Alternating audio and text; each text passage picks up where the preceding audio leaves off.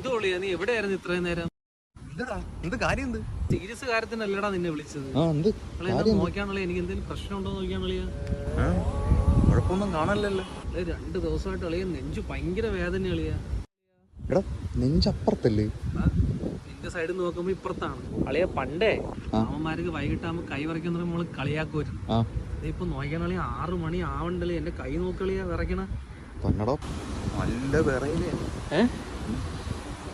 എന്നെ കൊണ്ട് പറ്റുന്നില്ല അളിയ, അടി നിർത്തണം അളിയ. നമ്മളെ ന്യൂ ഇയർ സമയത്തെ നമ്മളെ റെവല്യൂഷൻ തുടങ്ങിയല്ലേ അളിയ. ചെയ്യണമല്ലോ. എന്നെ കൊണ്ട് പറ്റുന്നില്ല അളിയ, അടി നിർത്തണം. 6 മണി ആവാറായളിയ, അടി നിർത്താൻ പറ്റൂ? A few moments later.